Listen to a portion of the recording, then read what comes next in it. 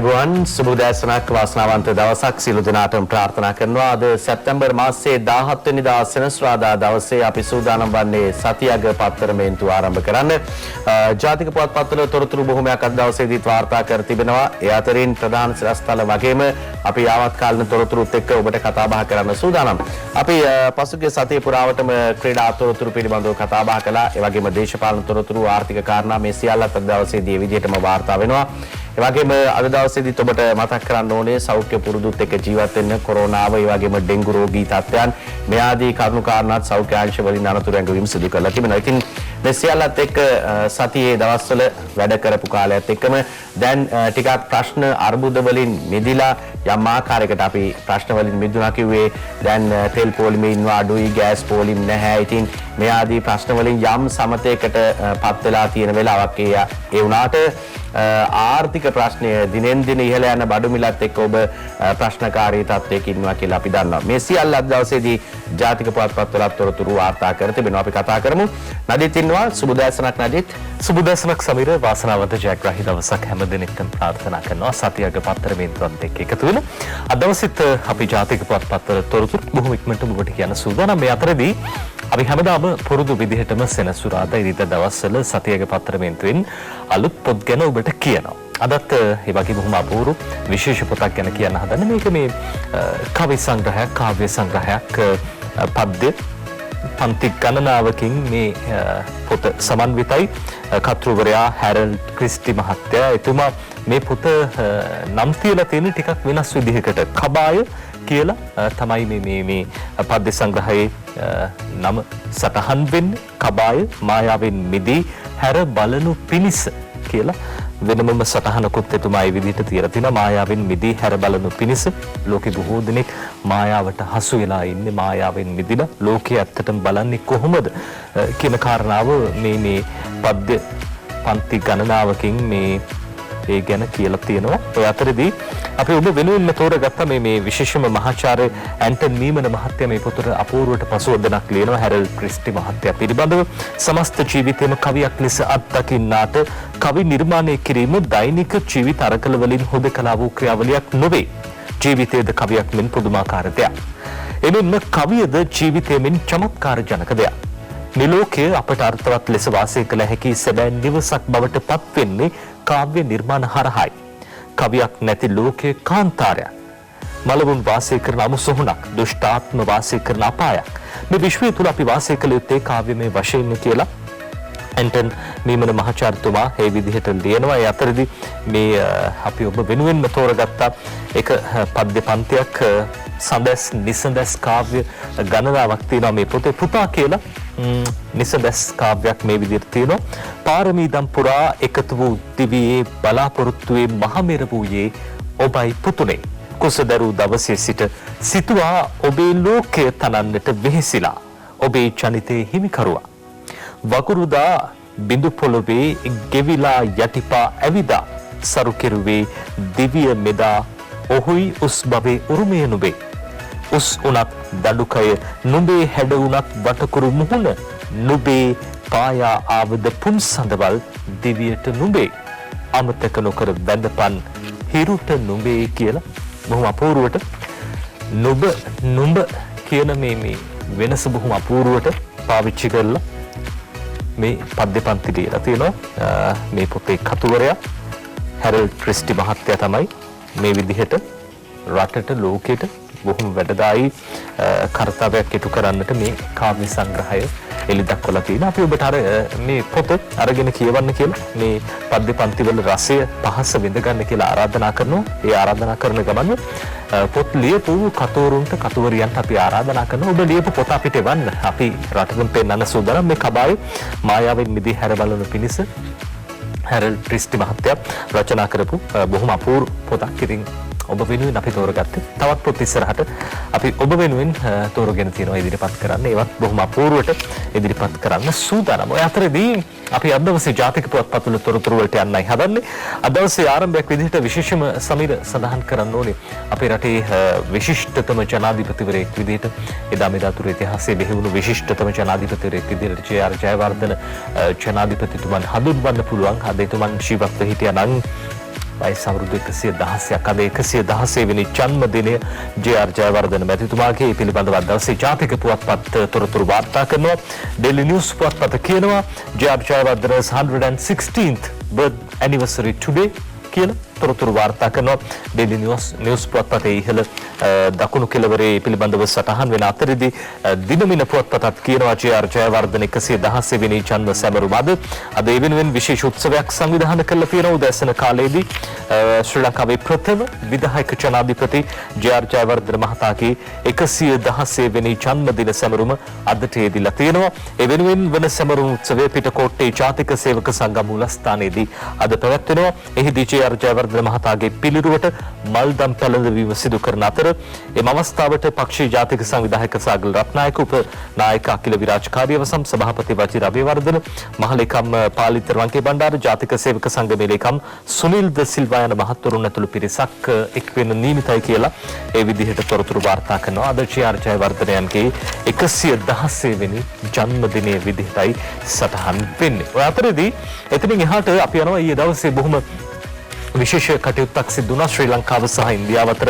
සබඳතාවලට බොහොම වැදගත් දවසක් බවට ඊයේ දවසපත් වුණා. ජනාධිපතිතුමන් සහභාගී වුණා මේ අවස්ථාවට. ජනාධිපතිතුමන් එහිදී සඳහන් කරපු අදහස් අද දවසේ දිනමින පුවත්පතේ ප්‍රධාන සිරස්තලයේ විදිහට වාර්තා කරනවා.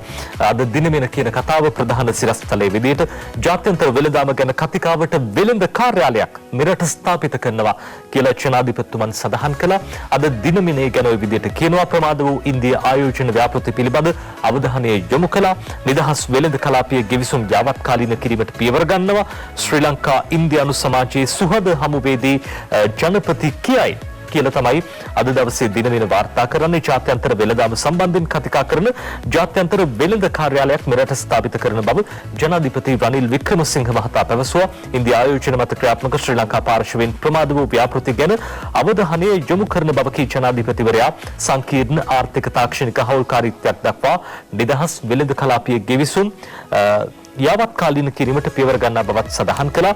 ජනාධිපති රනිල් වික්‍රමසිංහ මහතා මේ අදහස් පළ කළේ ඉන්දියාවේ 75 වෙනි නිදහස් සැමරුම අරමුණු කර ගනිමින් පෙරේදා පසරුවේ කොළඹට අත්සමුද්‍රා හෝටලේ පැවති ශ්‍රී ලංකා ඉන්දියානු සමාජයේ වාර්ෂික සුහද හමුව අමතමින් කියලා අද දවසේ මේ විදිහට දිනමින පුවත්පත ප්‍රධාන සිරස්තලයේ විදිහට වාර්තා කරනවා. ඒ අතරදී අද ඩේලි නිවුස් පුවත්පතත් ප්‍රධාන සිරස්තලයේ විදිහට වාර්තා කරන්නේ මේ කාරණාව. ඩේලි නිවුස් කියනවා to deal with all international trade negotiations government to establish an international trade office ජාත්‍යන්තර වෙළඳ කාර්යාලයක් රජය ස්ථාපිත කරන්න සූදානම් කියලා ජනාධිපතිතුමන් කියනවා. එහිදී කියපු කරුණු අද මේ විදිහට ඩේලි නිවුස් වාර්තා කරනවා. Indoor Lanka free trade agreement would be revived and upgraded මේ පිළිබඳව නැවතත් සලකා බලනවා. ඒ අතරදී අප්ග්‍රේඩ් කරන්න නැත්නම් ඒ පිළිබඳව තවදුරටත් යාවත්කාලීන කරන්න කටයුතු කරනවා කියලා ඩේලි නිවුස් පුවත්පත කියනවා. We have our agreements on Indian rupee being used here.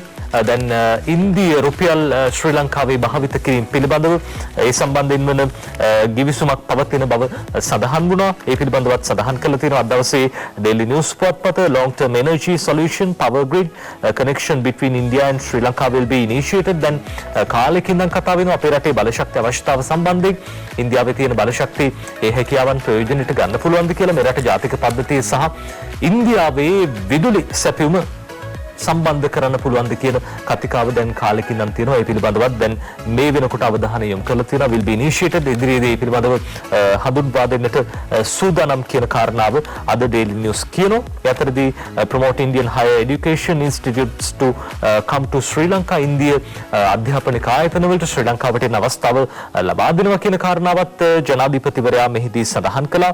Sri Lanka and India need to wean themselves out of the barriers to investments ආයෝජන සම්බන්ධයෙන් ඇති බාධා ඉවත් කළා. ඉදිරියේදී ආයෝජන හිතකර පරිසරයක් ගොඩනගන්නත් කටයුතු කරනවා කියන කාරණාව අද දවසේ මේ විදිහට ඩේලි නිවුස් පුවත්පත ඒ පිළිබඳව තොරතුරු සඳහන් කරනවා. ඉන්දිය 75 වෙනි නිදහස් දිනය වෙනුවෙන් පැවති උත්සවයට සහභාගී වෙච්ච අවස්ථාවේදී ජනාධිපතිතුමන් පළ කරපු අදහස් අද ඒ විදිහට වාර්තා කරලා තියෙනවා. ඒ අතරදී සමිල් අද දවසේ අනිකුත් ජාතික පුවත්පත් තොරතුරු වාර්තා කරන විශේෂම ජනාධිපතිතුමන් දැන් හෙට දවසේ විදේශගත වෙන්නටත් නියමිතයි. ඒ පිළිබඳව තොරතුරු වාර්තා කරනවා. ඔව් නඩිත් අද දවසේ විදේශගත වෙන සූදානම්. අද දවසේදී ජනාධිපතිතුමා විදේශගත වෙනවා. ඒ කුමටද කියන කාරණය පිළිබඳව තොරතුරු වාර්තා කර තිබෙනවා. අද ලංකාදීප පුවත්පතේ ප්‍රධාන සිරස්තල අතරට ජනපති අද බ්‍රිතාන්‍යයට කියලා තමයි ප්‍රධාන සිරස්තලයක් අරගෙන ඇවිල්ලා තිබෙන්නේ. අංජුල මහේක වීරරත්න ලියලා තියෙනවා අද දවසේදී දෙවැනි එලිසබෙත් මහරජුණගේ අවමංගල්‍ය උත්සවයට සහභාගී වීම සඳහා ජනාධිපති රනිල් වික්‍රමසිංහ මහතා අදාළවම මහා බ්‍රිතාන්‍ය බලා පිටත්ව ගියේ කියලා තමයි තොරතුරු වාර්තා කරන්නේ. ඒ අනුව මහා බ්‍රිතාන්‍යයේ වෙස්ට්මින්ස්ටර් දෙව්මැදුරේ ලබන 19 වෙනිදා පැවැත්වෙන මහරජුණගේ අවමංගල්‍ය උත්සවය සඳහා ජනාධිපති රනිල් වික්‍රමසිංහ මහතා සහභාගී වෙයි කියනවා. එලිසබෙත් රජුණගේ අභාවය පිළිබඳ එක්සත් රාජධානී රාජකීය පවුල රජය සහ ජනතාව වෙත ජනාධිපති රනිල් වික්‍රමසිංහ මහතා මීට පෙර ශ්‍රී ලංකාවේ බලවත් ශෝකය පළ කර තිබෙනවා කියලා අද තොරතුරු වාර්තා කර තිබෙනවා ලංකාදීප පුවත්පතේ. ඊළඟ කාරණේ ඉතිහෙලින් වාර්තා කරනවා ලන්ඩන් බෞද්ධ විහාරයේදී මහරජුණට පින්දී තෙවැනි චාල්ස් රජුට ආශිර්වාද කරති කියලා තව සිරස්තලයක් වාර්තා කරනවා. විහාරාධිපති බෝගොඩ සීල විමල නාහිමියන් ප්‍රමුඛ මහා සංඝයා වහන්සේම කටයුත්ත සඳහා එක් වී තිබෙන බවට තමයි තොරතුරු වාර්තා කරන්නේ.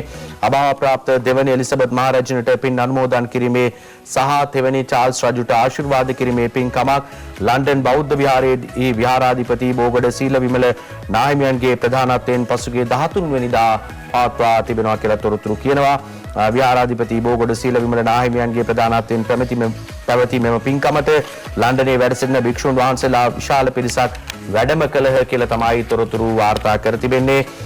මේ පිළිබඳව අද දවසේදී ලන්ඩන් බෞද්ධ විහාරයේදී මහරජුණට පින්දී තෙවැනි චාල්ස් රජුට ආශිර්වාද කරති කියන සිරස්තලයත් එක්ක තොරතුරු වාර්තා කර තිබෙනවා.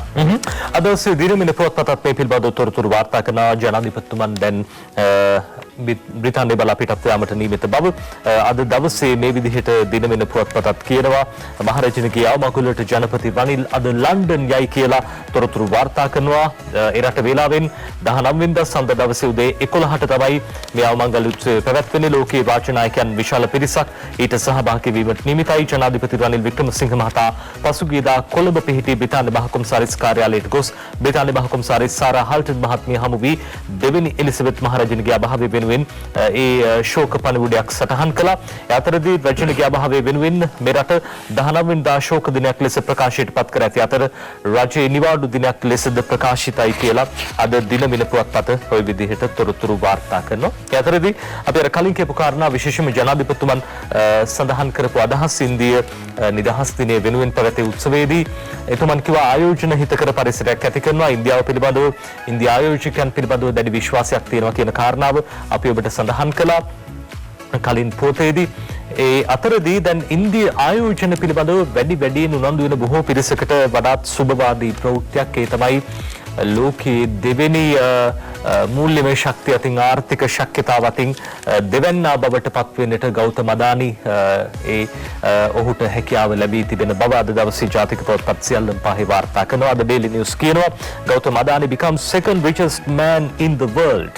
ලෝකයේ දෙවෙනි පොහොසත්ම පුද්ගලයා බවට ගෞතම අදානි තේරිපත් වී ඇති බව ශ්‍රී ලංකාවේ අපේ රටේ ආයෝජන ගණනාවක් ගෞතම අදානි සමූහ ව්‍යාපාරයේ විසින් සිද්ධ කරන්න නියමිතයි සිද්ධ කරමින් පවතිනවා ආයෝජන කිහිපයක්.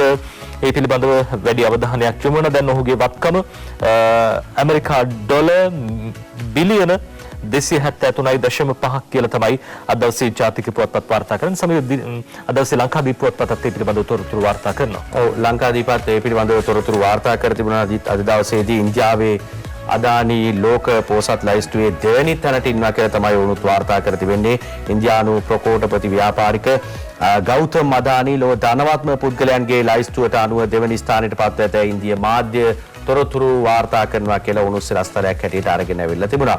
අපි මේ කතාවෙන් පස්සේ ඊළඟට යනවා අපේ රටේ හිටපු ජනාධිපතිවරයා පිළිබඳව තොරතුරු වාර්තා කරනවා. ඒ කියන්නේ මෛත්‍රීපාල සිරිසේන මහතා පිළිබඳව පසුගිය දේශපාලන කාරණාවලදී ප්‍රධාන වශයෙන්ම රටේ කතාබහට ලක්වුණු මාතෘකාවක් තමයි පාස්කු ප්‍රහාරය. පාස්කු ප්‍රහාරයත් එක්ක දේශපාලනයේ යම් වෙනස්කම් පවා සිදු වුණා. දේශපාලන වේදිකාවේ ප්‍රධාන වශයෙන්ම කතාබහට ලක් කළේ මේ පාස්කු ප්‍රහාරය පිළිබඳව. පාස්කු ප්‍රහාරයට කවුද වග කියන්න ඕනේ? කොහොමද පාස්කු ප්‍රහාරය සිද්ධ වුණේ? මේ තොරතුරු දැනගෙන ඉඳලා මේ තොරතුරු වසන් කළාද? බුද්ධාංශ වලට තොරතුරු ලැබිලා තිබුණාද?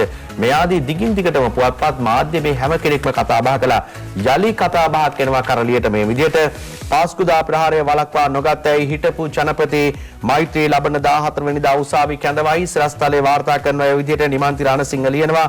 ආරක්ෂක අමාත්‍යවරයාව සිටිමින් පාස්කු ඉරිදා ත්‍රස්ත ප්‍රහාරය පිළිබඳ තොරතුරු දැන දැනත් ඒ වළක්වා නොගැනීම සම්බන්ධයෙන් කරුණු ඉදිරිපත් කිරීමට ලබන ඔක්තෝබර් මාස 14 වෙනිදා අධිකරණයේ පෙනී සිටින ලෙස නියෝග කරමින් කොළඹ කොටුව මහේස්ත්‍රාත් තිලින ගමගේ මහතා හිටපු ජනාධිපති මෛත්‍රීපාල සිරිසේන මහතාට ඊයේ නොතීසි නිකුත් කළේ කියලා තමයි තොරතුරු වාර්තා කර තිබෙන්නේ.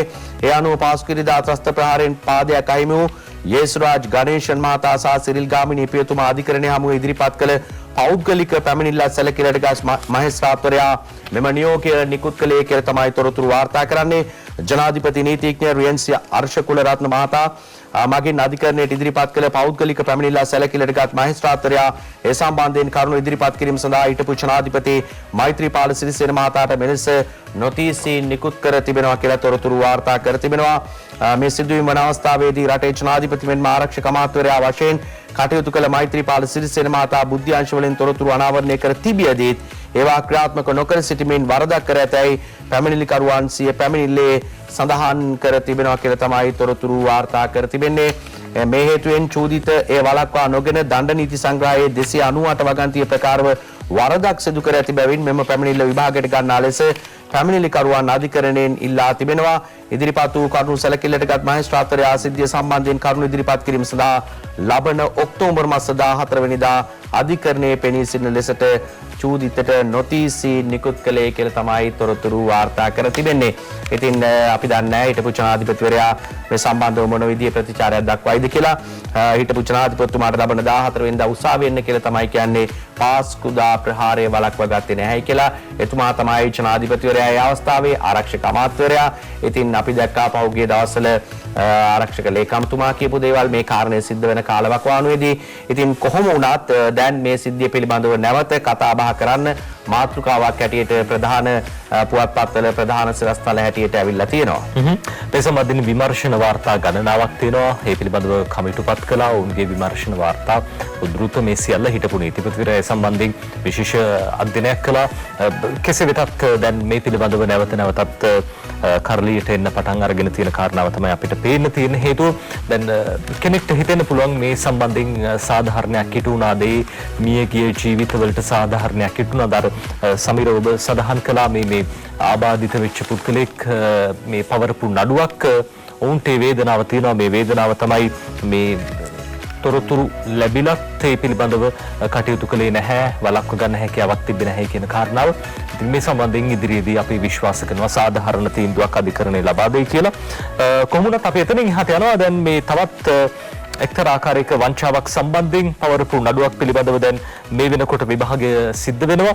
ඒ අතරදී දිනමින පුවත්පතේ ගැන මෙහෙම කියනවා. මෝදර දීවරවරාය අඩු මුදලට බදු දීම රාජිත රෙහි අල්ලස් නඩුවේ పూర్ව නඩු විභාගය නොවැම්බර් 30 වෙනිදා පැවැත්වෙනවා කියලා අද මේ විදිහට දිනමින පුවත්පත කියනවා. මෝදර දීවරවරාය පෞද්ගලික සමාගමකට අඩු මුදලට බදු දීමෙන් රජයට පාඩුවක් කළේ යයි පවසමින් හිටපු දීවර ඇමති රාජිත සේනාරත්න මහතා ඇතුළු විත්තිකරුවන් 3 දෙනෙකුට එරෙහිව පැවරු අල්ලස් නඩුවේ పూర్ව නඩු විභාගය නොවැම්බර් 30 වෙනිදා සිදු කිරීමට කොළඹ මහාධිකරණ විනිසුරු නවරත්න මාරසිංහ මහත්තයා ඊයේ දවසේ නියම කළා කියලා තියෙනවා.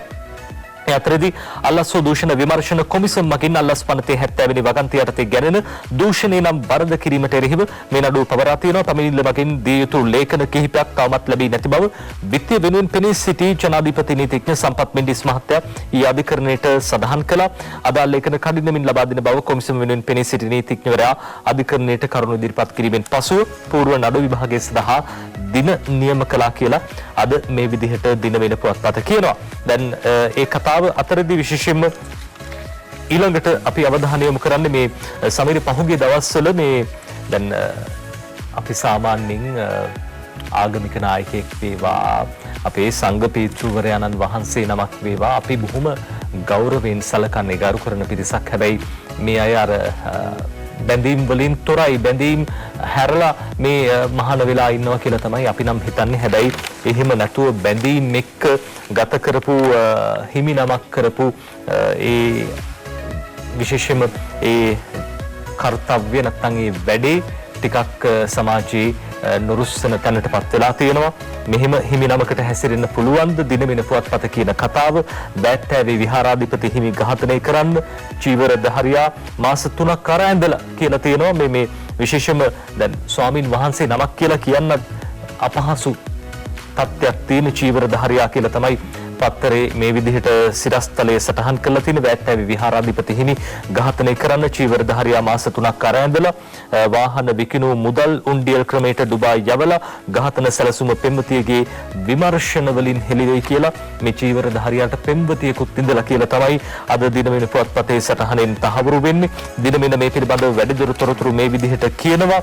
මේ දේවල් සමාජයේ බොහෝ දෙනෙක් පිළිකුල් කරන කාරණා මේ විදිහට කියනවා. සීදුව බෑට්ටෑවේ ශ්‍රී නන්දාරාම විහාරස්ථානයේ විහාරාධිපති හිමියන් ඝාතනය කර රටින් පලා යාමට සූදානම් වීමේදී අත්අඩංගුවටපත් වූ චීවර දහරියා විහාරාධිපති හිමියන් ඝාතනය කර උන්වහන්සේගේ දීපල අත්පත් කර ගැනීම සඳහා මාස 3ක් තිස්සේ උත්සාහ දරා ඇති බව පොලිස් විමර්ශන වලින් අනාවරණය වෙලා තියෙනවා. මේ චීවර දහරියා මුහුණු පොත ඔස්සේ දැන හඳුනාගෙන සිය පෙම්වතිය බවට පත් කරගත් කාන්තාවගේ සැලසුමකට අනුව මේ ඝාතනය කර ඇති බවටද පෙනී ගොස් තියෙනවා කියලා තොරතුරු කියනවා. ජීවිතේ නිවා ගන්න, සිත සංසුන් කරගන්න මේ විදිහට මහානදම් පුරන්න ඇවිල්ලා අවසානයේදී Facebook කරහා හඳුනගත් පෙම්වතියගේ කීමට අනුව මේ විදිහේ දෙයක් කරලා තිනවා. ඉතින් මේ වගේ අයට යන්න තැන් තියනවාද කියලාත් හිතන්න ඕනේ. ඉතින් කොහොම වුණත් සමාජයේ සිද්ධ වෙන මේ වගේ කාරණා සමීර පිළිකුල් සිතින් යුතුව බැහැර කරන්න ඕන දේවල් මෙවැනි දේවල් නැවත නැවතත් සිදු නොවෙන්න කියලා අපි ප්‍රාර්ථනා කරනවා. මේ ප්‍රාර්ථනාවත් එක්කම අපි සූදානම් විරාමයක් ගන්න. විරාමයකින් පස්සේ තවත් තොරතුරු වලට අවධානය යොමු කරමු. අද දවසේ ජාතික පුවත්පත් බොහෝ තොරතුරු වාර්තා කරනවා. අපි ඔබට කියන්න සූදානම් විරාමයක් අරගෙන.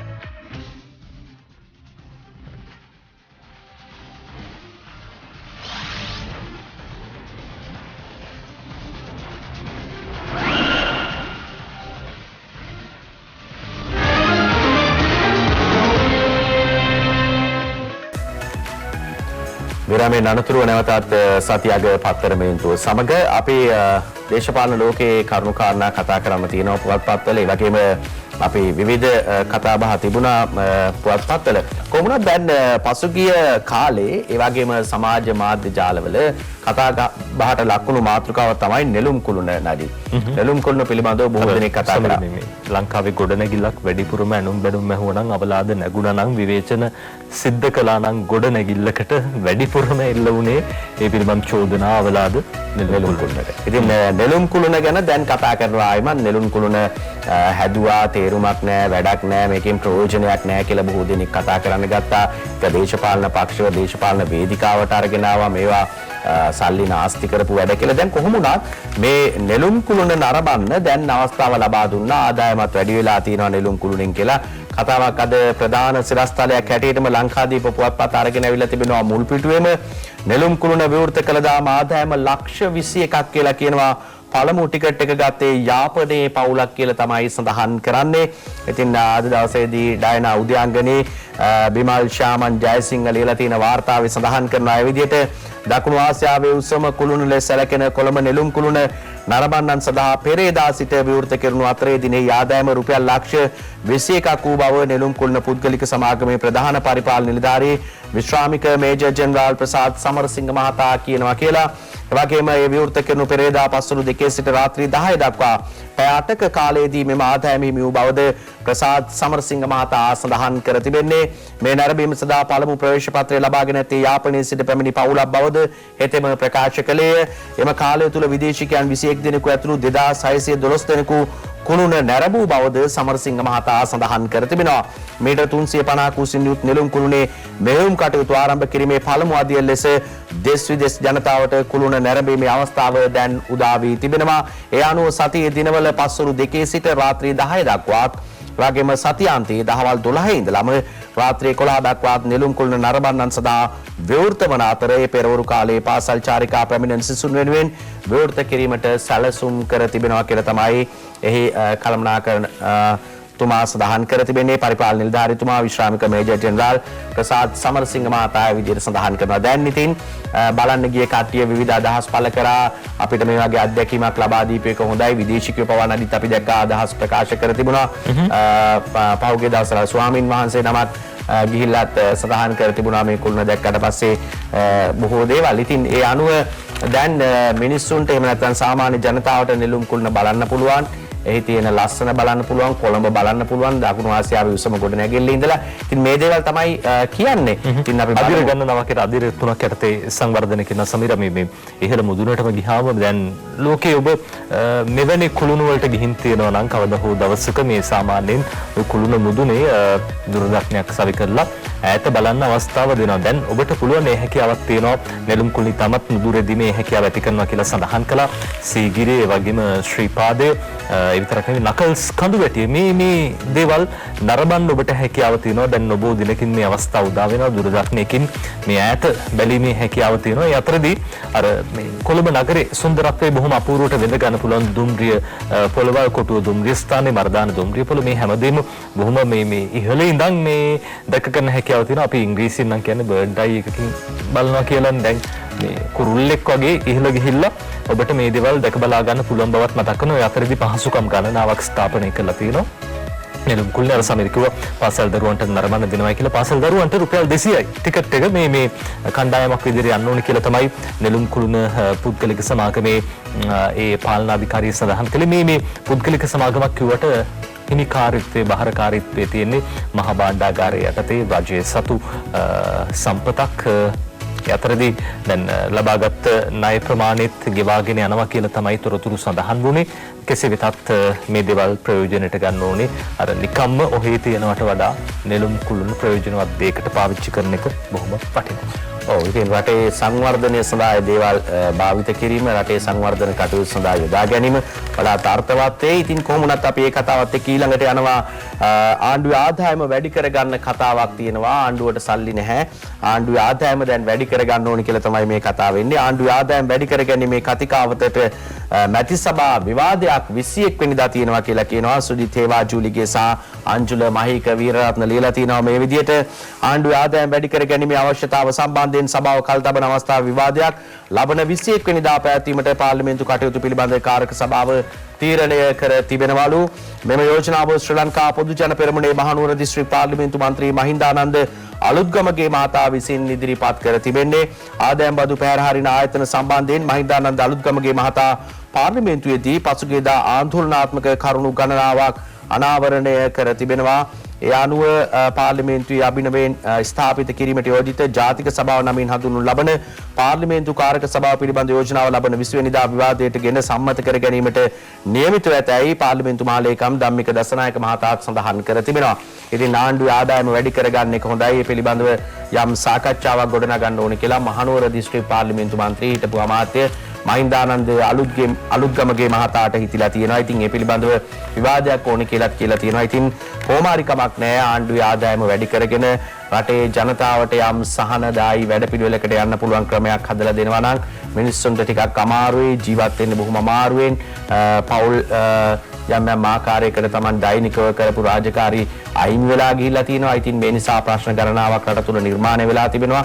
ඉතින් මිනිස්සුන්ට දෛනිකව එක වේලක්, දෙවේලක්, තුන් වේලක් කන්න ඕනේ කොහොම හරි. ඉතින් ඒ නිසා මේ මිනිස්සුන්ට පඩිපත යලි රැකගෙන Tamanගේ රාජකාරී නිසියාකාරයෙන් පුරුදු විදියටම කරන්න අවස්ථාව ලැබෙනවා නම් හොඳයි. ඉතින් ඒ නිසා ප්‍රශ්න ටිකක් තියෙනවා.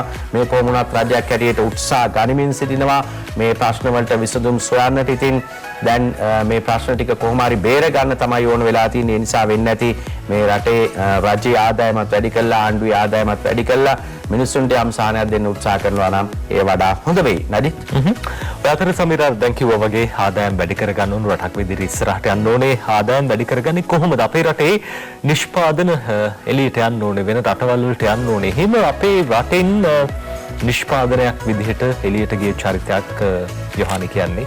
යොහානිගේ අලුත්ම ගීතය දැන් මැනිකේ මගේ හිතේ ගීතේ හින්දි අනුවාදනයේ නැත්තම් මේ හින්දි පරිවර්තනයත් එක්කම චිත්‍රපටයකට මේ ගීතය බොහොම අපූර්වට ගැයුණා. Thank God T series label යටතේ ඊයේ දවසේ මේ සින්දු මේ ගීතය එළිදැක්වුවා. පැයක කාලයක් ඇතුළත මේ නැරඹුම් වාර මිලියනේ පහු කළා. දැන් මේ වෙනකොට නැරඹුම් වාර මිලියන 14ක් කියලා තමයි මේ YouTube වෙබ් අඩවිය සඳහන් කරන්නේ. මේ ගීතේ බොහොම අපූර්වයි. අද දවසේ ගැන Daily News පුවත්පත කියනවා Johannes Manike මගේ හිතේ hit song recorded in Hindi for Thank God film කියලා. අද මේ විදිහට Daily News පුවත්පත කියන Thank God චිත්‍රපටයේ වෙනුවෙන් යොහානි ගායනා කරපු මේ ගීතය හින්දි භාෂාවෙන් පටිගත කළා කියලා. මේ අලුත්ම චිත්‍රපටයක් Thank God චිත්‍රපටයේ the now famous track Manike Mage Hite sung by Sri Lankan singer and composer Yohani Diloka de Silva, popularly known as Yohani, is now going to be part of the soundtrack of the film Thank God, starring Ajay Devgan, Siddharth Malhotra and Nora Fatehi. Ajay Devgan එවැගේම Siddharth Malhotra, Nora Fatehi රංගන මේ අලුත්ම චිත්‍රපටයේ Thank God T-series label යටතේ එළි දැක්වෙන්නේ. ඉතින් මේ චිත්‍රපටය වෙනුවෙන් යොහානි බොහොම අපූර්වට ඒ ගීතය ගායනා කළා තිබා. අපි රාත්‍රී ප්‍රවෘත්ති තුලිනුත් ඔබට ඒ ගැන මේ විදිහට කිව්වා. हाँ रोहित, मैं आज शाम को पीयू की पीटी मीटिंग में रहूँगा। यार तुम ऐसा कैसे कर सकते हो? अरे कभी तो समझा करो यार, तुम्हें पता नहीं कि कितना प्रेशर है मेरे पे।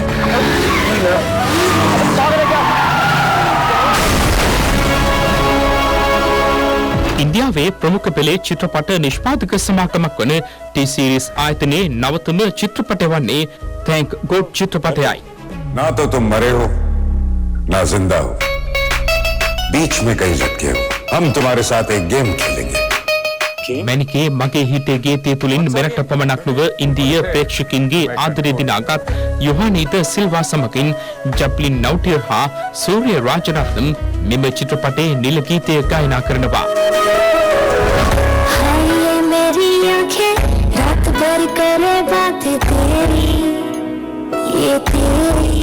මෙම ගීතයේ සංගීතය සඳහා මෙරට යොවුන් සංගීතඥයෙකු වන චමක් සංගීත එක්ව සිටීම විශේෂත්වයක්. මෙම ගීතයේ පදවල සඳහා දුලාන් අල්විස් දායකත්වය ලබා දී තිබෙනවා. चलो तुम्हारा मूड ठीक करने के लिए एक जोक सुनाता हूँ। Thank God චිත්‍රපටයේ බොලිවුඩ් සුපිරි නළු අජේ දේව්ගන්, සිද්ධාර්ථ් මල්හෝත්‍රා මෙන්ම රාකුල් ප්‍රීත් සිං ප්‍රධාන චරිත සඳහා රංගනයෙන් දායක වනවා. මෙම ගීතය මැනිකේ ලෙසයි ඉන්දිය මාධ්‍ය වාර්තා කර තිබුණේ. මැනිකේ මගේ හිතේ ගීතයේ තනුවට හින්දි බසින් ලියවුණු පදමාලාවක් අන්තර්ගත කර ඇති අතර එහි හින්දි අනුවාදනය යොහානි ගායනා කරනවා. T-series label යටතේ මෙම ගීතය අද අන්තර්ජාලයට මුදා හැරුණා. එය අන්තර්ජාලයට මුදා හැර පැයක් තුළ නැරඹුම් වාර මිලියනය පසු කර යාම විශේෂත්වයක්. Thank God චිත්‍රපටය ඔක්තෝබර් මාස 25 වනදා ලොව පුරා තිරගත වීමට නියමිතයි. तुम्हारी दूसरी චිත්‍රපටයේ තිරගත වෙන්නේ ඔක්තෝබර් 25 ලෝකේ පුරාම. හැබැයි ගීතය දැන් YouTube trending අංක 1 බවට පත් වෙලා තියෙනවා. අපි පැයකට කලින් බලනකොට YouTube trending 2 වෙලා තිබ්බේ. දැන් YouTube trending 1 බවට පත් වෙලා තියෙනවා. නැරඹුම් වාර මිලියන 14ක් මේ ශ්‍රී ලංකාවේ අපේ ගායිකාවක් යොහානි YouTube මේ channel අංක 1 බවට පත් වෙලා තියෙනවා. trending on music කියලා තමයි #1 එක ලැබිලා තියෙනවා. ඉතින් බොහොම අපූර්වයි. අපිට ආඩම්බරයි යොහානි ගැන. අපේ රටේ නම ජාත්‍යන්තරයට ගිහිල්ලක් තියෙනවා. ඒක බොහොම වටිනවා. ඒ අතරේදී අපි යනවා මේ දැන් අපේ රටද සංවර්ධනය වෙන්න ඉස්සරහට ආදායම් ගලා එන්න ක්‍රම ගණනාවක් ස්ථාපනය කරලා තිනවා. ඒ අතරේදී ඇමරිකාවත් අපේ රටට ආධාර දෙන්න සූදානම් කියන කාරණාව අද දවසේ ජාතික පුවත්පත් වාර්තා කරනවා. මේ විදිහට ඇමරිකාවෙන් තවත් රුපියල් කෝටි 2300ක ආධාරයක් කියලා මේ විදිහට වාර්තා කරනවා අද දවසේ දිනමින පුවත්පතේ පිළිබඳව. ඇමරිකාවෙන් ශ්‍රී ලංකාවේ වත්මන් තත්ත්වයේ සැලකිල්ලටගෙන රුපියල් කෝටි 2300ක ඒ කියන්නේ ඇමරිකා ඩොලර් මිලියන 65ක ආධාරයක් ලබා දීමට ඇමරිකා එක්සත් ජනපදයේ තීරණය කළා තියෙනවා. අන්තර්ජාතික සංවර්ධනයේ සඳහා වන එක්සත් ජනපද ආයතනය නැත්නම් USAID කියලා තමයි අපි හඳුන්වන්නේ.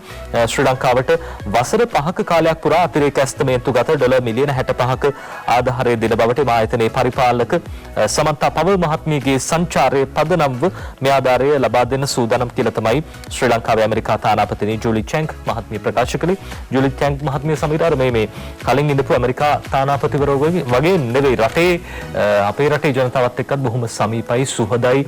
එතුමිය පළ කරපු අදහස් අපි දැක්ක පහුගිය කාලේ බොහෝ දෙනෙක් අතරට ගිහිල්ලා තිබ්බා. කෙසේ වෙතත් ඇමරිකාවෙන් දැන් මේ විදිහට සමන්තා පව මහත්මිය අපි දැක්ක සංචාරයක් සඳහා අපේ රටට එනවා USAID ආයතනයේ පරිපාලක. එතුමිය ඒ අවස්ථාවේදීත් ආධාර ලබා දෙනවා කියලා සඳහන් කළා. රටේ ගොවි ජනතාව වෙනුවෙන් මේ ගොවි ජනතාව මුණ ගැහිලම මේ ආධාර දෙන්න කටයුතු කරපු හැටි අපි දැක්කා. දැන් එතුමිය ගියාට පස්සේ දැන් නැවතත් ඇමරිකා ඩොලර් මිලියන 65ක ආධාරයක් ලබා දෙනවා කියන කාරණාව සඳහන් කරලා තියෙනවා. ඔය අතරේදී ජපානයේත් දැන් ආධාර දෙනවා කියලා කාරණාවක් අද ඩේලි මිරර් පුවත්පත වාර්තා කරනවා. ඩේලි මිරර් ඒ ගැන මේ විදිහට කියලා තියෙනවා. Japan decides additional $3.5 million support to Sri Lanka. අපේ රටට ඇමරිකා ඩොලර් මිලියන 3.5ක සහාය ලබා දෙන්න සූදානම් කියන කාරණාව විශේෂයෙන්ම අපේ රටේ සංවර්ධන කටයුතු වෙනුවෙන් ඒ වගේම දැන් විශේෂම හේතුවක් වෙලා තියෙන්නේ ජේ.ආර්. ජයවර්ධන හිටපු ජනාධිපතිවරයා තමයි ජපානයේ සමග රාජ්‍යතාන්ත්‍රික සම්බන්ධතා වැඩියෙන් සිද්ධ කළේ. ජනාධිපතිතුමාගේ සමයේදී බොහෝ දේවල් අපේ රටට ලැබුණා.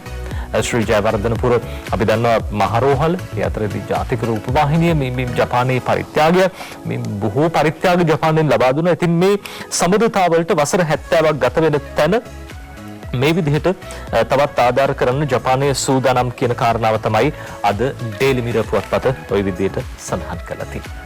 අපි ඒ තමයි රටට සංවර්ධනය කරන්න රට සංවර්ධනය කරන්න ආර්ථික අතින් ශක්තිමත් කරන්න ලෝකේ රටවල් ශ්‍රී ලංකාව දෙස බලාගෙන ඉන්නවා. ඔවුන්ගේ අතහිත දෙනවා. ඉතින් කොහොම හරි කමක් නැහැ. රටේ මේ ඇති වෙ තිබෙන ආර්ථික අර්බුදයට විසඳුම් සොයන්න තමයි මේ සියලු කාරණා එකතු කරන්නේ. අපි සූදානම් දැන් පෙට්‍රල් කතාවක් තියෙනවා. ආයිමත් පෙට්‍රල් නැද්ද අඩුද සමහර තැන්වල පෝලින් තියෙනවා. හැබැයි පෙට්‍රල් ඇවිල්ලා තියෙනවා. අපි ඒ ගැන කතා කරමු මේ විරාමයෙන් අනතුරු.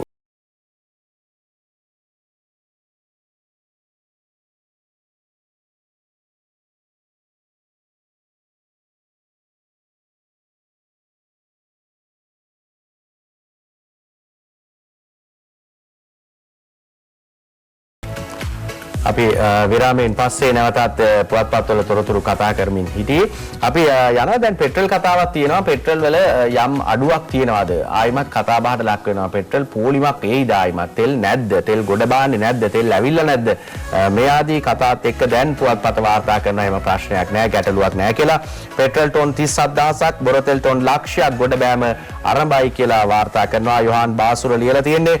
ඔක්ටේන් 92 වර්ගයේ පෙට්‍රල් මෙට්‍රික් ටොන් 37000ක් සහ බොරතෙල් මෙට්‍රික් ටොන් ලක්ෂයක් ගොඩ බෑම ඊ ආරම්භ කළ බව විදුලි බල හා බලශක්ති අමාත්‍ය කාංචන විජේසේකර මහතා සඳහන් කර තිබෙනවා. ඩීසල් මෙට්‍රික් ටොන් 40000ක තොගයක් මීට දින දෙකකට පමණ පෙර ගොඩ බෑම ආරම්භ කළ අතර එම කටයුතු අද පෙරවරුවේ අවසන් කරන බවත් ඩීසල් මෙට්‍රික් ටොන් 40000කට මුදල් ගෙවීමට නියමිත බවත් අමාත්‍ය විජේසේකර මහතා සඳහන් කර තිබෙනවා. ඒ කියන්නේ ටිකක් ප්‍රශ්නයක් නෑ. දැන් තෙල් ටිකක් ආයිමත් ලැබෙනවා. ඒ නිසා තෙල් ගැටලුව යම් දුරකට විසඳුණා. ඇත්තටම QR කෝඩ් එකත් එක්ක නැදිත් අපි දැක්කා. ඉතින් ඒ නිසා මිනිස්සු පොලිමේ ඉන්නේ නැතුව දින ගණනාවක් එක දිගට පොලිමේ හිටපු මිනිස්සුන්ට යම් සහනයක් ලැබුණා. පොලිම් යුගය අවසන් කරලා දැම්මා මේ QR කෝඩ් එකත් එක්ක. පස්සේ ආයිමත් ගැටලුවක් ආවා. යලි විසඳුවා. දැන් ප්‍රශ්නයක් නෑ. ආයිමත් තෙල් ටික තියෙනවා කියලා තමයි සඳහන් කරන්නේ. කොහොම හරි කමක් නෑ. තෙල් ටික තියෙන්න ඕනේ. ඉතින් මිනිස්සුන්ට ගමනක් බිමනක් යන්න විදියක් තිබුණේ නෑ. පාසල් දරුවන්ට පාසලට එන්න විදියක් තිබුණේ නෑ. පාසල් වෑන් රථ ටිකට ඩීසල් තිබුණේ නෑ. දැන් යම් ක්‍රමවේදයක් සකස් කරමින් ඒවට අනුගත කරලා තිබෙනවා. නමුත් මේ ක්‍රමයටත් යම් ආකාරයට යම් හොර වැඩ කරන්නට අපේ කට්ටිය සූදානම් වෙලා හිටියා. දැන් ඒකටත් වැට බැඳලා තියෙනවා අමාත්‍යාංශින්. කොහොම හරි කමක් නැහැ. මේවට ප්‍රශ්නයක් ඇති නොවන විදිහට ඔබටත් වගකීමක් තිබෙනවා. මේ ප්‍රශ්නයක් තියෙන වෙලාවේදී කටයුතු කරන්න. ඒ නිසා QR කෝඩ් එකත් අවභාවිත කරන්න එපා. ඒකෙන් ප්‍රයෝජන ගන්න හැම කෙනෙකුටම වාසියක් ලැබෙනවා. හැම කෙනෙකුටම තෙල් ටික ගහ ගන්න පුළුවන් ක්‍රමවේදයකුයි හදලා තිබුණේ. පැහැදිලිවම සමීර දැන් ඒ දේවල් විනිවිදව හොඳින් සිද්ධ වෙනවා. අර කාලයක් තිස්සේ ප්‍රශ්නයක් තිබ්බා. මේ දැනුවත් නැහැ. රටේ ඉන්න මිනිස්සු නැත්තම් රටේ ජනතාව දන්නේ නැහැ මොකද වෙන්නේ කියලා. හැබැයි දැන් නැවතුමත් හැමතිස්සෙම අප්ඩේට් කරනවා නැත්තම් යාවත් කාලින කරනවා. තෙල් ආවොත් ආවා කියලා කියනවා. මේ දේවල් බොහොම වැදගත්. ඔය අතරදී දැන් ප්‍රශ්නයක් තිබ්බා ගොවිතැන සම්බන්ධයෙන් කාබනිකද රසායනිකද කාලයක් තිස්සේ දැවැන්ත ප්‍රශ්නයක් බවට පත් වෙලා තිබ්බා. මේකේ ප්‍රතිශතත් පහුගිය කාලේ විවිධ නිර්මාණය කළ රසායනික 10%යි කාබනික 90%යි ඔය මට්ටමටත් ගියා. හැබැයි දැන් ඇත්තම ප්‍රතිශතේ ඉස්සරහට සුදුසු ප්‍රතිශතේ ඇවිල්ලා තියෙනවා. ඒ තමයි කාබනික පොහොරින් 30%ක් රසායනික පොහොරින් 70%ක් කරන්න ඕනේ කියලා කාබනික වී ගොවීන්ට හෙක්ටාරයකට රුපියල් 20000ක සහනාධාරයක් දෙන්න සූදානම් කියලා අද මේ විදිහට දිනමින පුවත්පත කියනවා. මිලියන 16000ක් වෙන් කරයි 70%ක් රසායනික 30%ක් කාබනික කෘෂිකර්මයන් නිර්දේශ අක්කරයකට යූරියා මිටියක් රුපියල් 10000කට දෙන්න ජනාධිපතිතුමන්ගේ අනුමැතිය හම්බ වෙලා තියෙනවා. කාබනික පොහොරවල ගුණාත්මකභාවය රකින්නත් සැලසුම් කියලා අද මේ විදිහට දිනවෙන පුවත්පත වාර්තා කරනවා. කාබනික පොහොරවල පහුගිය කාලේ අපි දැක්ක සමහර තැන්වල මේ කාබනික පොහොර හදලා තිබෙ ටයර් එහෙම පුච්චලා ඒ අලු එහෙම එකතු කරලා තමයි කාබනික පොහොර හදලා තිබෙතින් මේ ප්‍රමිතියක් නැතුව වංචනික විදිහට හදපු දේවල්. හැබැයි ඉස්සරහට කාබනික පොහොරවල ගුණාත්මකභාවය රකින්නත් සැලසුම් සකස් කරනවා කියලා අද දිනමින පුවත්පත ওই විදිහට කියනවා. ඊළඟ කාරණය තමයි අද වැඩ ඇරිලා ගෙදර ගිහිල්ලා ඊළඟ දවසේ උදේ එනකොට රස්සාව නැති වුණොත් මොකද හිතෙන්නේ? ඉතින් එහෙම කෙනෙකුට ප්‍රශ්නයක් වෙලා තියෙනවා. ගොවිජන රක්ෂණයේ සභාපතිතුමාට තමයි එහෙම වෙලා තිබෙන්නේ. ගොවිජන රක්ෂණයේ සභාපති වැඩට එද්දී අලුත් කෙනෙක් පුටුවේ වාඩි වෙලා ඉන්නවලු. කලින් දැනුම් නොදී මා ඉවත් කළා කියලා හිටපු සභාපතිතුමා දුක් ගැනවිල්ලක් කියලා තියෙනවා. හෂාන් මහත්මයා අද දවසේදී කෘෂිකාර්මික හා ගොවිජන රක්ෂණ මණ්ඩලයේ සභාපති හෂාන් දිසානායක මහතා එම තනතුරෙන් ඊයේ ඉවත් කරලා තියෙනවා. හෂාන් දිසානායක මහතා ඊයේ පෙරවරුවේ සේවයට වාර්තා කළ අවස්ථාවේදී අමාත්‍යාංශ ලේකම්වරයා ඔහුට කතා කරනව සභාපතිවරයෙකුට එහි වැඩබාර ගැනීමට අවස්ථාව ලබා දෙන ලෙස දැනුම් දී ඇතැයි එම ආයතන ආරංචි මාර්ග වලින් සඳහන් කරනවා. ඒ අනුව එම මණ්ඩලයේ හිටපු සභාපතිවරයෙකු වන WMB වීරසේකර මහතා එහි සභාපති ධූරයේ වැඩබාර අරගත්තලු. මේ අතර පූර්ව දැනුම් දීමකින් තොරව තමා කෘෂිකාර්මික හා ගොවිජන රක්ෂණ මණ්ඩලයේ සභාපති ධූරයෙන් ඉවත් කළ බව හෂාන් දිසානායක මහතා සඳහන් කරන්නේ. අමාත්‍යාංශයේ උසස් නිලධාරියෙකුගෙන් පුවත්පත කළ විමසීමකදී ඔවුන් සඳහන් කර තිබෙන්නේ දිසානායක මහතාගේ කටයුතු සම්බන්ධයෙන් ආයතනයේ බොහෝ නිලධාරීන් දැඩි විරෝධයක් එල්ලවීම සැලකිල්ලටගෙන ඔව් එම තනතුරෙන් ඉවත් කරා කියලා තමයි සඳහන් කර තිබෙන්නේ. ඉතින් ඒ නිසා ඔව් අනිත් නිලධාරීත් එක්ක සුවදව කටයුතු කරේ නැහැ. ඒ නිසා තමයි ඔය තනතුරෙන් ඉවත් කරන්නේ. ඒ අනුව අමාත්‍යාංශයේ උසස් නිලධාරීන්ගේ ඇතැම් නියෝග පවා නොතකා කටයුතු කර තිබූ බව එම නිලධාරියා සඳහන් කර තිබෙනවා. හෂාන් දිසානායක මහතා කෘෂිකාර්මික ගොවිජන රක්ෂණ මණ්ඩලයේ සභාපතිවරයා ලෙස වැඩබාර ගත්තේ මේ වසරේ පෙබරවාරි මාසයේ 23 වෙනිදා කියලා තමයි සඳහන් කරන්නේ. ඉතින් වැඩි කාලයක් පුටුවේ ඉන්න ලැබිලා නැහැ. ඉක්මනටම යන්න සිද්ධ වෙලා තිබෙනවා. ඉතින් ඔය ලොකු පුටුවලට එන කවුරුත් හිතා ගන්න ඕන කාරණයක් තමයි Tamanට පැවරෙන රාජකාරිය හරියට කරන්න ඕනේ. එහෙම නැත්නම් අකටයුතු කම් වලට යන්න බෑ. ඒ නිසා එහෙම ගියොතින් වැඩ වර්ධිනවා කියන හොඳම උදාහරණයක් තමයි හවස ගෙදර ගිහිල්ලා උදේ වැඩට එනකොට පුටුව නැති වෙලා තියෙනවා. ඉතින් ඒ නිසා පුටුව නැති වෙන්න කාරණා විදියට වුන් සඳහන් කර තිබෙනවා. ඉතින් අනිත් කට්ටියත් එක්ක සුවදව වැඩ කරේ නෑ. පරිපාලන නියෝග වලට එහා ගිහිල්ලා වැඩ කරා කියලා තමයි තොරතුරු වාර්තා කර තිබෙන්නේ අද දවසේ. අතරේ අද දවසේ දිනන පුවත්පතේ තවත් පුවත් කිහිපයකට අපි යනවා. දැන් පහුගිය කාලේ අපි දැක්ක දමිතා බේරත්න අපේ රංගන ශිල්පිනිය එතුමියව සිරගත කරලා තියන කටයුතු කළා. ඉන් අනතුරු අප ලබා දීම් නිදහස් කිරීම කටයුතු සිද්ධ කළා. ඒ චෝදනා කළා බන්ධනාගාරය මේ නමක් වෙනම කිව්වා ජරා ගැහැණුන් කියලා නම සම්බන්ධයෙන්ුත් මේ සමාජයේ විවිධ කතාබහ නිර්මාණය වුණා. මේ කිව්වේ මේ අදහසින් කියලා දමිතා බේරත්න මහත්මිය ඇතුළු පිරිස කිව්වා. හැබැයි කොහොම වුණත් අද දිනවෙන පුවත්පත කියන්නේ ටිකක් වෙනස් කාරණාවක්. දමිතා විශේෂාංශයේ සිරකුටියට කැමැත්තෙන්ම ගිහින් කියලා තමයි අද දිනවෙන පුවත්පත කියන්නේ. නිලධාරිනියන් ලොක් සටහනකුත් තියලා පරීක්ෂණ වලින් හෙළි වුණා කියලා තමයි දිනවෙන කියන්නේ. රංගන ශිල්පිනී දමිතා බේරත්න වැලිකඩ බන්ධනාගාරයේ කාන්තාංශයේ රඳවාගෙන සිටි විශේෂාංශයේ සිරකුටියට යොමු වූයේ ඇයි කීම කැමැත්තෙන් යයි ඇය කළ ප්‍රකාශය සම්බන්ධව බන්ධනාගාර දෙපාර්තමේන්තුව පවත්වන පරීක්ෂණවලදී අනාවරණය වෙලා තියෙනවලු. තමන්ව ජරා ගැහැණුන් සිටින තැනකට දමන්නයි බන්ධනාගාර උසස් නිලධාරීන් වැලිකඩ බන්ධනාගාරයේ ජේලවරියකට පැවසී ඇය කරන ප්‍රකාශය පිළිබඳව බන්ධනාගාර කොමසාරිස් ජෙනරාල් තුෂාර උපුල්දෙනී මහතාගේ නියමින් නැරඹී පරීක්ෂණයේදී මේ පිළිබඳ තොරතුරු අනාවරණය වෙලා තියෙනවා. විශේෂාංශයේ සිරකුටියක ඇයව රඳවා තැබීමට දමිතා බේරත්න මහත්මිය කැමැත්ත පළ කළ බවත් ඒ අනුව ඇයටම සිරකුටියේ රඳවා තැබූ බවටත් බන්ධනාගාර නිලධාරිනියන් ලොක් සටහනක් තබා ඇතැයිද මෙතෙක් කර ඇති විමර්ශනවලදී අනාවරණය වෙලා තියෙනවා. මේ පිළිබඳ කරුණු පැහැදිලි කළ බන්ධනාගාර දෙපාර්තමේන්තුවේ උසස් නිලධාරියෙකු පැවසුවේ බන්ධනාගාරයේ තුල ජරා ගැහැණුන් යයි කොටසක් නොවන බවත් ඔවුන් යම් වරදක් කර සිරදඬුවම් නියම බන්ධනාගාරගත වූ කාන්තාවන් බවත් බන්ධනාගාර නිලධාරීන් ඔවුන් සමාජයේ යහපත් පුරවැසියන් බවට පත් කිරීමට කටයුතු යොදන බවත් එම නිලධාරියා වැඩිදුරටත් සඳහන් කළා කියලා අද මේ විදිහට කියනවා. දැන් ඉතින් මේ කතාවත් එක්ක විශේෂයෙන්ම අරගලයේ ගැනත් බොහෝ දේවල් මතුවුණා. පහුගිය කාලේ අරගලය ගැන වැඩියෙන් කතා වුණ කාලයක්. සමීර අතරදී මේ අරගලය සම්බන්ධයෙන් තවත් මේ පුවතක් තියෙනවා දවසේ ජාතික පොත් වාර්තා කරන. ඔව් නඩිත් ලංකාදීප වාර්තා කරනවා දැන් මේ ඇති වී තිබෙන මර්ධනයට එරෙහිව විරෝධතා රැලියක් තියලා තියෙනවා කියලා තමයි සඳහන් කරන්නේ. මර්ධනයට එරෙහි විරෝධතා රැලියට පක්ෂ රැසක් එකතු වුණා කියලා ලංකාදීප වාර්තා කරනවා. හයිඩ් පිටිය වටා විශේෂ පොලිස් ආරක්ෂාවකුත් යොදවා තිබෙනවා.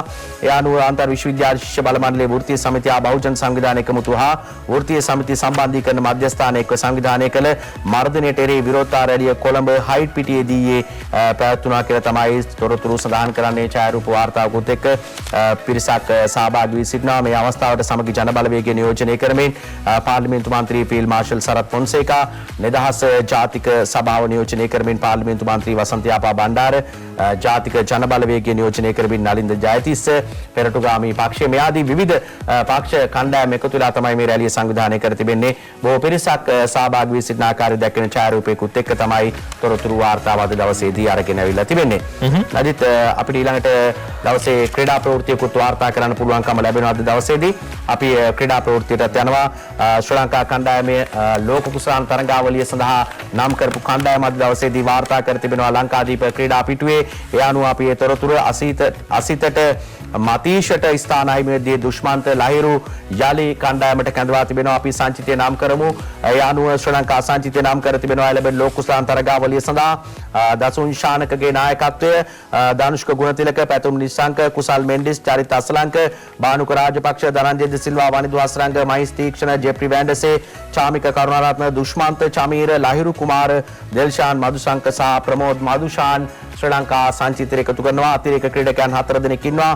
අශේන් බණ්ඩාර, ප්‍රවීන් ජයවික්‍රම, දිනේෂ් චන්දිමාල්, බිනුර ප්‍රනාන්දු, නුවනිදු ප්‍රනාන්දු කණ්ඩායමට එක් කර තිබෙනවා අතිරේක ක්‍රීඩකයන් හැටියට. ඉතින් ඕස්ට්‍රේලියාවේදී පැවැත්වෙන 2020 ලෝක කුසලාන තරගාවලියේ ශ්‍රී ලංකා සංචිතය තමයි විදිහට නම් කර තිබෙන්නේ.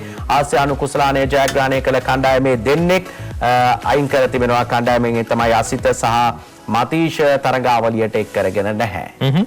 අපි සූදානම් අද දවසේ කාටුන් බලමු.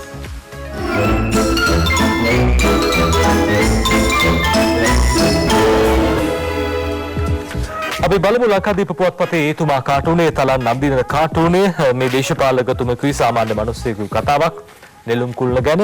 නෙළුම් කුළුණේත් හොරට ටිකට් ගහලලු ඒක අපේ රාජ්‍ය ප්‍රතිපත්තියට අනුකූලයි කියලා ඔන්න දැන් මන්ත්‍රීතුමා කියනවා. මොකක්ද මේ කතාවේ තේරුම කියලා අහනකොට එතුමා කියනවා ඒකත් පාඩු ලබන ආයතනයක් කියලා අපිට විකුණලා දාන්න පුළුවන්. එතකොට එහෙම තමයි ප්ලෑන් කරන් ඉන්නේ එතුමා. අපි යනවා ඊළඟට ශ්‍රීකාන්තගේ ශ්‍රී දූපත කාටුන් එක බලන්න. දිනමින පුවත්පතට අඳින මේ විදිහට කියන්නේ තුසිත දිව්‍ය ලෝකෙ ළඟටම ගියා වගේ කියලා නෙළුම් කුළුණු උඩට ගිය හාමුදුරු කෙනෙක් කියනවා බං. උන්වහන්සේ පහළ බැලුවා නම් ණය ගෙවන මිනිස්සු ජීවත් වෙන අවීචි මහා නරකාදියත් බලා ගන්න තිබ්බා සර් කියලා තියෙනවා. මේ අංජන ඉන්ද්‍රජිත් දිනමින පුවත්පතට අඳින කාටුනේ බලන්න දැන් විදුලි බිල වැඩි වෙලා මේ දැන් විදුලි බිල් ලියන කාලේ ගෙදරට ඇවිල්ලා විදුලි බිල ලියලා ගියාට පස්සේ ජනතාවට මොකද වෙන්නේ කියලා බලන්න මේ කාටුන අපිට බලන්න පුළුවන් නම් හොඳයි. අංජන ඉන්ද්‍රජිත් අඳින කාටුනේ විදුලි මීටරේ පැත්තක දිනවා විදුලි බිල ලියන කෙනා ඔන්න දැන් බිල ලියලා ගිහින් දීලා තියෙනවා. විදුලි බිල කියලා අතේ තියාගෙන කරන්ට් වැදිලා තමයි මේ ඉන්නේ. විදුලි බිල දැක්කහම ඉතින් කරන්ට් වැදින එක සාධාරණයි කියලා හිතෙනවා. අපි යනවා අංචනගේ කාටුන් බලන්න දිනමින පුවත්පතේ මේ විදිහට කියන්නේ දේශපාලකතුමෙක් සහ සාමාන්‍ය වැසියෙක් කතාබහ. රජයේ නිලධාරීන්ට අවුරුදු 5ක් නෝපේ නිවාඩු අරන් වෙන රස්සාවක් කරන්න පුළුවන් කියලා දේශපාලකතුමා කියනවා සාමාන්‍ය වැසියට. අනිත් කෙනා කියනවා සර්ලාට බැරිද කියලා. ඒගොල්ලොත් නෝපේ යනවා නම් නිවාඩු අරගෙන පැත්තකට වෙලා ඉන්නවා නම් හොඳයි කියලා තමයි සාමාන්‍ය වැසියා කියන්නේ. එතන අද දවසේ ජාතික පුවත්පත්වල ඇඳලා තියෙන කාටුන් උපහාසයේ සිනහව කැටි කරගත්ත කාටුන්. ඒ කාටුන් එක්කම අපි සූදානම් අදට මේ නිවසෙන් සමු අරගෙන යන්න. යලිත් හෙට උදේ 6ට අපි සූදානම් ඔබ මුණ ගැහෙන්න ඉන්න සතියක පත්තර මෙත්තේ. සමීර එතෙක් ඔබට සුවදායි හෙට දවස ප්‍රාර්ථනා කරමින් සමුගන්නවා. ආයුබෝවන්.